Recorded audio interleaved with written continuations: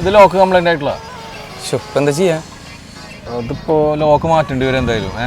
Time എടുക്കും, വണ്ടി വിട്ടിട്ട് പോയിക്കോ. അല്ലടോ, എനിക്ക് എറണാകുളം വരെ പോയുള്ളതാണ്. ഞാൻ ലോക്ക് സ്റ്റോക്ക് ഉണ്ടോ നോക്കട്ടെ.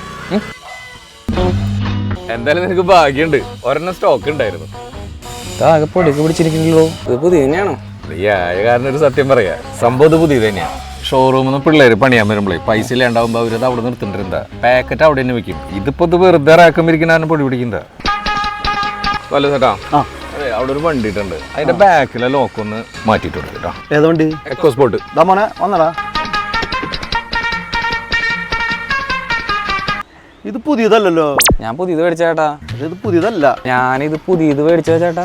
40-40 വർഷമായി ഞാൻ ഇവിടെ വർക്ക് ചെയ്യാൻ തുടങ്ങിയിട്ട്. പഴയതേതാ പുതിയതാന്ന് കണ്ടാ എനിക്കറിയാം. ഞാൻ ഈ സാധനം എന്തായാലും പുതിയത് മേടിച്ചതാ. നിങ്ങളിത് പഴയതാന്ന് പറഞ്ഞെങ്ങനെ സമ്മതിക്കുക? ഇത് പഴയതാ ചേട്ടാ. ചേട്ടൻ ആരോ പറ്റിച്ചതാ. എന്തായാലും ഇത് പഴയതാ. നിങ്ങൾ പഴയതാന്ന് പറഞ്ഞു കഴിഞ്ഞാൽ എനിക്ക് പറയാണ്ടിരിക്കാൻ പറ്റില്ല. ഞാനും ചോറന്നെ ഉണ്ടണം ചേട്ടാ.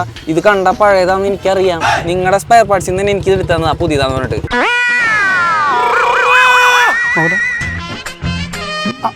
ഇത് പുതിയ പീസാണല്ലോ. ഇതേ സ്റ്റോക്കിൽ ഇരുന്നിട്ട് പൊടി പിടിച്ചിട്ടുള്ളതാ.